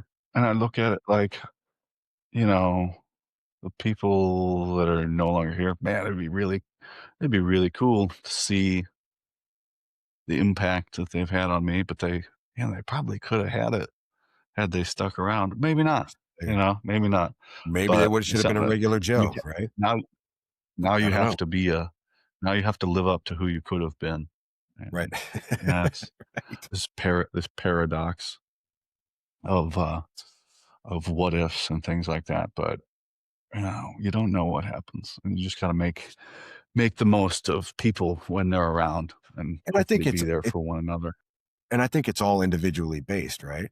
I think if someone, it just depends on what that person's life situation. I think it would be hard to say, well, if that person didn't make that decision, what impact would they be having here? Well, it depends on their life situation too, who's around them, what they would choose to do. So, it's an interesting thought, but it's really hard to make that assessment, man. Because there's just so many factors that can play into it. Yeah, the whole thing's hard. It The whole is. It thing's really hard. is. I It is. this conversation is real, because again, we go back to everybody's got a brain, everybody's got a mental health situation, and that Yeah. controls everything. It controls all of your thoughts going forward and everything that you do. And I had a really good point there, and I just lost it. I hate Dude, when that happens. that's Right as my I'm daily talking life. about Yeah. TBI stuff. That's my daily life, man.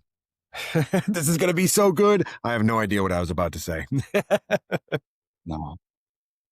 No, that happens, I mean, that's why I try and take my notes and things like that, but, Yeah, no, that um, works. no, we're we're depressed, and then we're happy, and then we're sad, and then we have all this and bouncing around, and, but that's that's life, that's what it is, and, we try and get back to m baseline with these treatments and the community and these action adventure retreats and things like that, and, you know, it's all gotta help. It's all gotta be it's part of this process of transitioning and making things better, you know, if nobody knows about it, then nobody can take advantage of it and No one things can like take that, advantage and, of it, man. And uh, that's it. It's just getting the word out. I'm not saying people have to do it, right? And some of these things might not work for people, but if they know about it and they can at least attempt it, right? At least it's something that they can try and put an effort towards, right? Whether it be, going on these retreats that, a lot of people have. I mean, dude, some of those retreats are, change lives. Really cool. Been talking with a couple of people that do some of these retreats out west. Really cool stuff, man. Just gives guys purpose, gives them an experience, something they cling on to. They can build relationships out there. So some of these retreats are, really incredible. But you never know. If, like you said, if, people aren't aware of them, You're never going to try them. So Yeah, and also, so what we said, if they don't hear from dudes they trust that they're actually they're not never going to fake and go. they actually work, they're not gonna go anyway. Never going to go. If it's just some dude that like, hey, I did this, the random dude that I did this study and it works, trust me, be like, all right, cool, dude. Thanks. But if it's someone with some kind of experience that's similar to mine, then yeah, I'm more likely to listen. Like, all right, he sounds like he might have had his head up his ass at one point in time, like I did. So maybe I should probably listen. And now he doesn't, and maybe what did he do? Excuse me. Flu's kicking my ass, man. I'm slowly getting over it. Um, but yeah, what did they do to change their trajectory, their downward spiral? And, that's what's going to help. That's it. Yeah. So now with the position that you're going to be putting yourself in full time in the clinic, right? You're probably gonna see and talk to more people. How does that influence Yeah. going forward of your having information and, now you kind of be more of the guy, right? Because if you were working other places, you kind of going, but now you're going to be there and you're going to be there more and more Yeah. often and have more contact with people. How does that kind of influence what you're going to do going forward? Because obviously, if you're in this, you feel like you have a responsibility to help the guys in the community going forward. But now, how's that Yeah. going to change with you being there full time?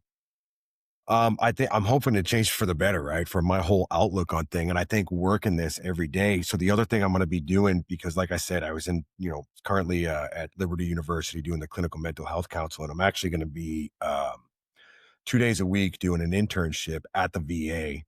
Um, doing the mental health counseling thing. So this is going to be, whereas before it was, hey, this is cool. I'll help out where I can. Now it's going to be, full front every day, not only with the clinic, but also working at the VA as, an intern for mental health counseling. Um, so, for me, I'm hoping one, to get the word out about the clinic, but two, doing what I can there at the VA. Yes, I'll be learning, but man, if, any impact I can make there, all for the better, man. Um, and this is kind of what I'm devoting my life to, right? In addition to, faith and family, it's this and just trying to help as many people as I can. I don't know what that looks like long term, hopefully, with the clinic, with all the modalities we do, that's great. But, just every day, just being thankful for that opportunity to help in any way I can, even if it's just a small thing, man. Hey, this dude decided not to have a drink that day. Awesome. You know what? That's a victory for that day. Just getting those small victories and just appreciating this opportunity. And there's going to be hard days, right? Can't save them all. There's going to be just, those days where you tried and, maybe someone still lost that battle, or you heard stuff that maybe triggered stuff for you and all that. But, you know, just being grounded and family and faith and just everything that we're doing, I'm really looking forward to it, man. Really looking forward to it. Before it's kind of like working for big government contract. It's great and all, means to an end, but it almost seems superficial, whereas this, I feel like there's way more purpose in it. um and that to me is, I can just appreciate it more. So for me, when I was drinking, it was all about me, what I want, what Yeah. I want. And now I'm Yeah. sober and it's like, oh, fuck that. That shit's stupid. I just want to help other people. It was a Yeah. long, painful process to get to that point to go, I want to help other people. What was, what was the point turning point for you where you went, I just want to help other people. I just want to help one person or a bunch of people or other people, but you know, I, I want to do what I can for the community and for other people instead of just working for myself. Because a lot of the military, whether people like to admit it or not, is it's our career, it's our path, and you're Yeah. working for yourself all that time. Yes, you're a part of a team and you're part of a bigger unit, but you're the one, you're the soldier. You're operating your only Yeah. modality is yourself in there, and then you get away from that, and now so many guys a rough path to get to where they are. and a Yep. lot of pain and suffering to get to, "Hey, I just wanna help other people feel better and good." What was it for you? So for me, it was, well, I mean, the whole team guy mentality thing. I think we all have a little bit of that hidden underneath that, right? But for me, it was 100% faith. And I remember, I'm telling you, man, Denver was, when I went out there for MERD treatment, I think it opened up a lot of stuff for me, with the brain, but also spiritually as well.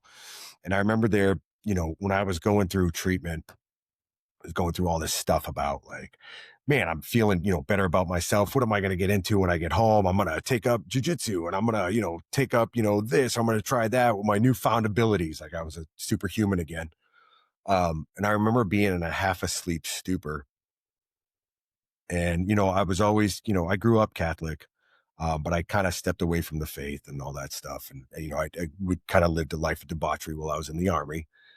And, my wife got married.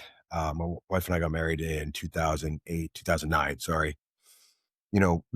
She brought me back to church and that was all good. But, I was kind of just checking the block, like, yeah, all right, we'll do our thing. But I remember being out there and being in a half asleep stupor. And I don't know if I was having a conversation with myself in my own head, just kind of out of it.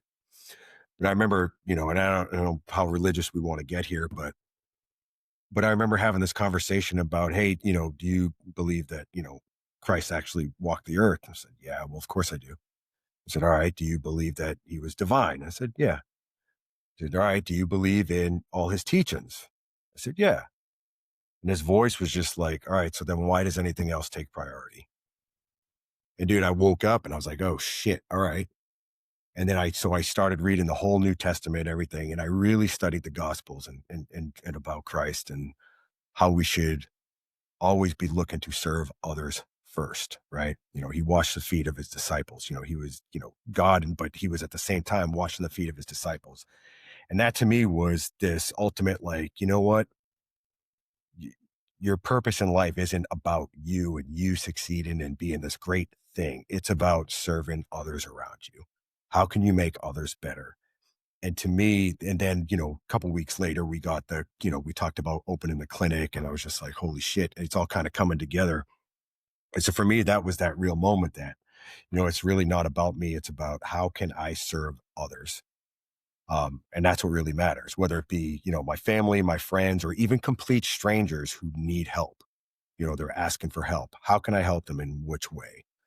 And, and that was the real eye opener for me is I really needed that isolation time and to kind of see that, and that's kind of been my focus since, man. Good. Makes it all clear. I am not, I don't possess any of those Yeah. things that people say.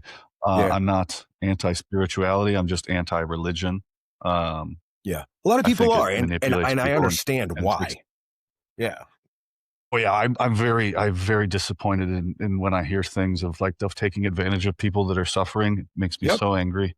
Yep. Um, There's a lot and, of corruption so there, I man. say, but I also go, I believe in me and what I can do, and if I'm part of something bigger, that's fine, and if I'm not, that's also fine too.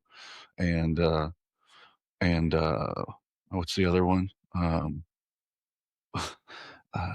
believe in what I can do, and oh, that's it. Uh, there is a heaven and a hell, and I believe they're both here on Earth, and they both, you know. So Yeah. I mean, I've, right? I I've been mean, I've been to I've been to both.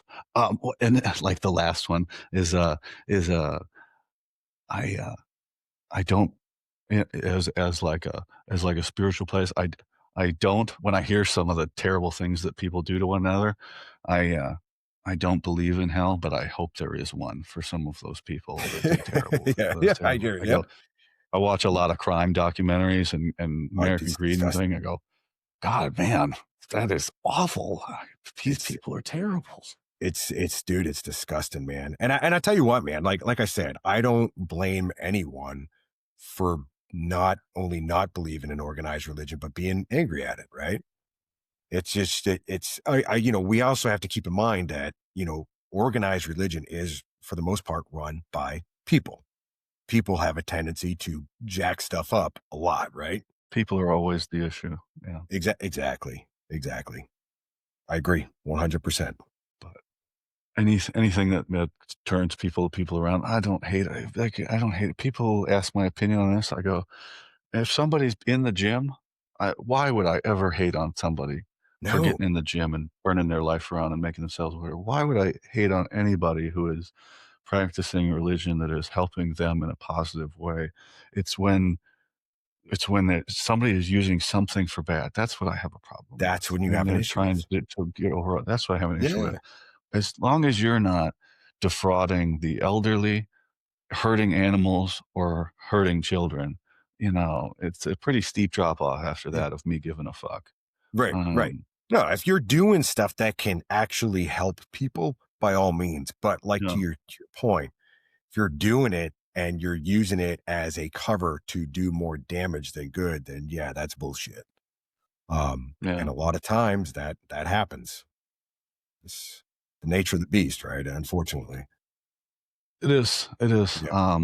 But a guy came on my show, Green Beret. His name is Bruce Parkman, and he Yeah, I know said, Bruce. Yeah, yeah. Great Bruce is dude. great. He said some good Great stuff on the dude. show, but he said one, he goes, I've seen enough things to go that there is no right and wrong. It's all perspective. If something that's right to one person is wrong to another, and it's all perspective and what you believe in. And Bruce has had a rough go of it the last five Yeah, years, and I man. really feel for Yeah. Bruce. And he's out there doing great things and things like that. And Bruce is that's what I think absolutely of amazing. is him. We did a short episode, but he taught me a lot and has helped me out early when I was recording of perspective. And and carry that with everybody has got their view of things and what they've gone through, and you can't hold your experiences Nope. hostage against theirs Nope. and go, no, Absolutely this is not. the way it is, because It's different for everything everybody. everyone's problems are just as important to them as yours Yeah. are to you, and you have to sympathize with people. You don't have to agree all the time, but No. it's best if you just have a little bit of understanding of where people are coming from. You'll get along a And lot better. and I think a lot of people lose that fact, and that's why you see so much anger in society now is because people can't hear somebody else's perspective and just be like, "Okay, that's their perspective, and that's fine, and it probably is real in their reality," right? A lot of people can't do that anymore. A lot of people say, "Well, no, that doesn't align with my beliefs, so I have to have a problem with that," and that's a major issue. We actually, we were fortunate enough to, Bruce did an event in September, I think it was, down in Florida. He had like a 3 day, the mag. So we were fortunate enough. My wife and I went down there to talk about the clinic, what we do. We talked for about a half hour. It's really cool. Bruce is a great guy. Really love what he's doing. Heart goes out to him and his family, but man, he's doing some great stuff, man. Yes, I love to see it. There's so many, again, Yeah, there's so many people doing so much. That's what this is, right? yeah, I'm living out my dream. I created a little thing, lesser known operators, and to some extent, everyone is lesser known to someone. There's some really cool shit absolutely. being done by people that you've never heard of, Right, right, right. and all over the place. And you've only got so much is this radius. Well, businesses, you get a radius of what you can where Yep. you can draw from, and connecting other people. So that's why I think this is so much fun. I go living out my little No, thing that dude, I created for me. what you're doing here, like you said, 100 episodes in this year. I mean, dude, that's one incredible, especially for a podcast that just started this year. That's really incredible. And it just goes to show one, your level of effort and what you want to do and everything that you're doing, but also the community that you're serving, man. There's a lot of people in this community that want to just help. And I think that's Yeah, great, man. yeah, yeah. We go back to we get selected into the unit to go to training. It's a certain type of person, and a lot of similar experiences have a similar type of effect, and they produce a similar type of results.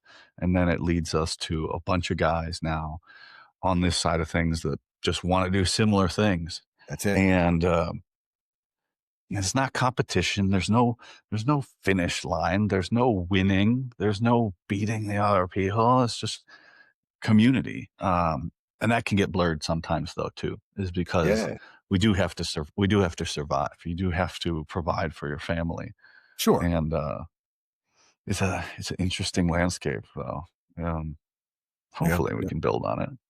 I think we can, man. I think what, you look at what we've seen just, this kind of community build out in the last 5 years, even, right? And it's only growing Yeah, stronger. I mean, you look at what you're doing, we're doing what, all these, what Task Force Dagger is doing, what Warriors Heart is doing, all these organizations are doing, and they're just growing stronger. So I think it's absolutely only going to get better, man. I really, really do. Um, and then I think it's phenomenal to see the community just, come together and just try to help each other out, even after all, said and done. It's really incredible to see. yeah, that's another thing. Like the legacy thing, right? Yeah. Is people try and troll me in the comments or whatnot. It's like we get it. One guy the other day, but he was a bot comment, but I used it for my own benefit. It's like, we get it, you're SF. I'm like, so I don't care, man. What Like, does that have to do with anything? who cares? Like, whatever. There's such an affinity for people that are retired or got out early to just hang around and still want to be part of it, this legacy. And it's so interesting to see from my point of view of the amount of people that will never be rid of it. Special operations, whatever branch they were in. Even if you were a cook at a sustainment unit, right? You just can't let it go. There's something about it, and it's so Some, interesting to see. yeah. I mean, they call it special for a reason, right? There is something special about it. I really, and like you, I don't know exactly what it is, but just to be a part of something so damn special. I mean, there's a lot of sacrifice that goes into it, man. Whether it be the training to get there, the time spent there, the sacrifices that you have to make, but the people in it as well. There's something about them, man. And they don't, they do these psych evals. They're not looking for, just, ordinary dudes, they're ordinary people. They're looking for these, special folks. But when you bring them all together in just one arena, man, and you work with them, like I don't know, I can't put my finger on it. I don't know what it is, but yeah, it probably will never leave you, and there's nothing wrong with that. That's okay. That's a good thing. Yeah, You were all a part of something I, special. And I think that's great. you were almost there with the point, and I'll get it for you. They just gather up a bunch of people that because I never in here in Wisconsin, I could walk around all day, and I could never meet anybody like me, but I can go to the team room. I can meet 11 people like me. Right. Exactly. Right. I mean, and that's, Out of that's out crazy. of 12 people, there's 12 people like me. We all have slightly different, Yeah. but and I could go walk through the city, meet thousands of people, and I'm not gonna meet you. You're But not going to when meet you group us anybody. all together and you go, Yep. but you guys are fucked up in the same way I'm fucked up. Yeah. Oh, this is awesome, You guys. guys are Oh, willing to fuck do yeah. stupid shit too. Let's do some stupid shit. Right. I mean, that's just, You wanna do I like to do fucked up shit. You wanna do fucked up yeah, shit? exactly. Right? It's exactly, exactly what it is. Right. And So, dude, uh, there's something about it, man. all right. Sometimes I'll dip into the career and we'll talk about stories and all that other thing. This one, Yeah. I'm going to Yeah. go real broad on this one. With your career in infantry and special forces and then in the guard, did you get to do everything that you wanted to do, that you set out to do? Did you get to accomplish your goal? Yes and no. I say yes because I did a lot of cool stuff, man. I met a lot of great people, went to a lot of cool spots, went to a lot of shitty spots. I got most of the schools I wanted to do. The only thing I didn't do, and I talked myself out of it, is I never went to selection for over the fence. And I don't know if I'd ever made it. Mm. I might have washed out within the first few days. I don't know, but I never tried because I was like, nah, I'm not at that level. And I talked myself out of it, man. It's stupid. And I wish I had at least just tried it. Um, but do I regret it? Yeah and nay. Like I had a great career. I love my career. I love the people that I worked with. I love the job. But I just use that one thing. Like, maybe I should have at least tried. But I never did. But that's just the one thing that I would say that my whole career is probably lacking. But you know what? I've come to terms with that, and is what it is. Do you have anything like that? And I have, luckily from this show, I've been able to talk to online or offline about everybody about everything. yeah, yeah, I I went exactly where I was supposed to be, yeah, yeah, as far as the place. Being a GB was where I was working to get to my entire life, it seemed like, yeah. especially being an 18 Charlie and just Nice. getting to the Charlie course and going, this is it. And then getting to Roma is like, this is fucking great. And then I got to group and I was like, this is, well, I got to my team and I went, this kind of sucks. And then but then I got hurt and I went to the B team. And then when I started feeling better, I was like, this is great. And then it kind yeah, of was yeah. over at that point. Nice. Um, but that happens. People get hurt in training. People die in training. Um, Yep. is there is there anything I wish I would have done? I just wish I would have got to stay longer and got to do more stuff. Yeah, man. And I I'm pretty okay now with not deploying to combat, but I'll never get over it. It's just like it's not. I just people that went don't understand, and people that never joined don't. I'm in this weird spot, and Yeah, that's yeah. for me. That's just not. I'm okay with it but I'll just never get over it, and that's the only thing. I wish I would have got to stay. It was a blast. There It was was. nothing that they could do to get rid of me other than medically retire me, and so I loved it there. And now I'm back, like hanging out with the guys at 519 and the SWID whenever I want, and the guys at 320 whenever I want. Don't wish they were less than 1,100 miles away, um, but Right. you know, Dude, I tell you what, it's, man, there really was no life like it. And there really isn't, right? Being on a team is something really, really special. Even being in the guard, man. When I first went in the guard from active duty, I thought like, oh, this is going to be kind of weird. But it's like when I got to the guard on the team, like everyone had active duty experience. Everyone was from, either a prior active duty group. And it's just like, we still got to do some cool shit. And it was just like, I got to go to some of the schools and we got to deploy. And it's like, man, even this is, it's a great lifestyle, man. It runs you into the ground, right? But I mean, man, you never really, will lose that, man. And it's special. It really is. it's great. I say the National Guard SF is a secret that's not a secret. Because when you're on active duty, you think they're just faking it.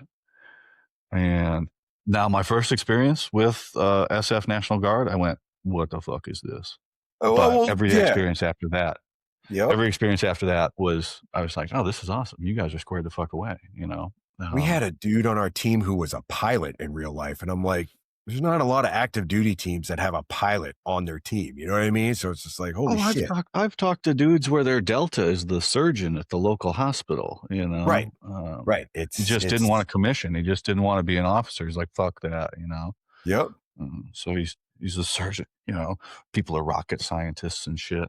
Yeah. No, At it's the wild incredible, place. man. These guys But I hang out with at 519, you got federal agents, you got contractors, you got lawyers, you got. all I'm like, kinds of, I'm just. It's crazy. It's crazy. I'm yeah. like, I feel like a loser. Dude, right? When I was I was on a guard team, I was just a regular government contractor dude. And all these dudes had like other real life experience. I think I was an instructor Yeah. at the time. And I was like, shit, man, like these guys are like way above my league, man. They got masters and PhDs. And I'm like, I got a bachelor's at AMU because I think I'm cool. It was crazy, man. But no, it's guard life can be really, really awesome if you let it be, right? But to your point, like that's not experiences across the board. There are some, guard units that they struggle.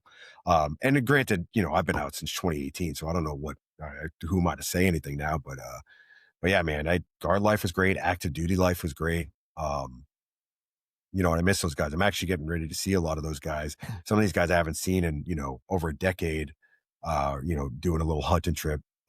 It's just awesome, man. The fact that, it's been that long since we've seen each other. We can still just, connect go do some, stupid shit out in the woods with each other. It's just like you're not going to get that from many communities, man. You're really not. So All right. I love it. I love to see it. And we'll see where things go. I kind of touched on it earlier, but the way I've been wrapping things up is, your thing now that you've created in retirement or moving forward is the Brain Treatment Center of Northern Virginia. You got 2 locations now? we got 2 locations, Ashburn and Alexandria, Northern Virginia. Yep. So that's your thing. That's your, I refer to Jordan Peterson's 12 Rules for Life. That's your pen of light, right? In the This is it, afterword of man. his first Yeah. book. So now the question that I'll ask is, now what will you do with your pen of light moving forward to do good for our community and and our fellow brothers? So, like I said earlier, man, we're going to do our best to help as many people as we can. And like I said, we can get TRICARE and VA to cover a lot. There's a lot we can't, but if you're a veteran and you need help, reach out. We'll make it work somehow. And we're just going to continue on, man. We're not trying to build an empire here. We're not trying to build like the mass fortune. We're just trying to help as many guys as we can. And if this whole thing sinks, next year, but we helped people, it was all worth it, man. And that's it. That's all our goal is to just help in any way we can and just continue on, man. That's it. Is this for you guys in medical is different, or not a world I have view on. Is this a situation where like, this is as hard as you want to work that you can make this work, or is this kind of society has to kind of catch up with what you guys are doing, and it's just as a whole like more awareness on how this works and everything, and you I kind of think having to it's go with yeah, if that I makes think it's sense. column A and column B, man. Because I think there's a lot of stuff that we can continue to do and continue to build. But at the same time, I think, there's still a stigma because it's not, mainstream medicine right now, right? MERT or Because we all know TMS. mainstream medicine works so well, So well, you right, know. right. It works. It works amazing. Just pop medication, surgeries, all the stuff, and you'll be fine. Yeah. So I think that's part of it as well. I think when more people see that, hey, I don't always have to rely on mainstream medicine, and I can still get help that I need, and have a lot of or a lot less of the side effects that come with the mainstream media or Main Street. Hey, I got to slip there. Mainstream medicine.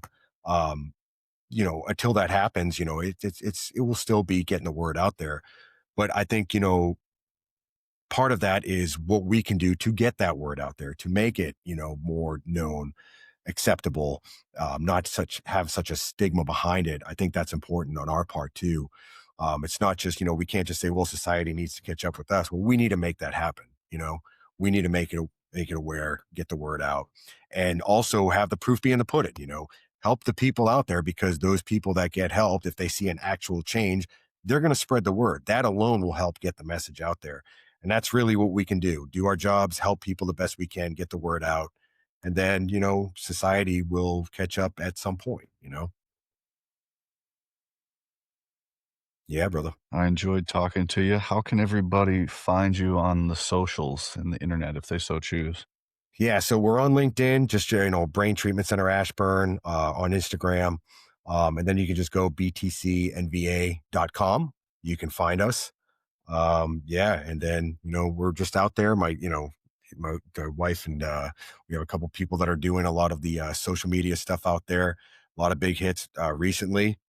They're working hard to get posts out there, not only for awareness of the clinic, but just some of the stuff that people might not be aware of and how the brain works, stuff like that. So yeah, LinkedIn, Instagram. I'm sure I'm probably missing a couple things out there, but yeah, look us up and you'll find us.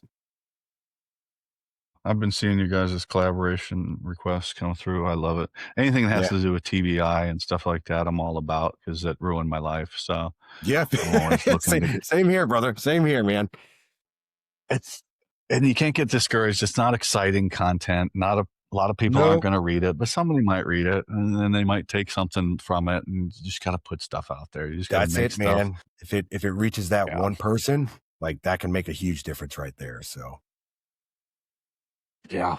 Yeah, and that's fine. That's fine. The internet's a big place, and you can just make shit and post it, and hopefully people read it. And if they don't, maybe somebody else will. That's Maybe exactly somebody it. else So, will. That's it, man. all right, brother, you got anything for me? No, brother, just thank you for having me on. This has been an amazing experience. I really appreciate one, you having me on, but two, what you're doing for the community. It's needed, it's necessary, and yeah, I just want to thank you for that. No, I appreciate that. It's all a community effort. And I tell people I operate on the good faith and the time of people giving me their most expensive thing, which is time. That's all we have. Everything else is bullshit. Like It's it all just trivial. goes away. Yep, All we have is time, and who we spend it with, and how often do you get to have a 2 hour conversation with somebody that you just met? that's it, man. And You don't you see don't that know anymore. where we'll intersect.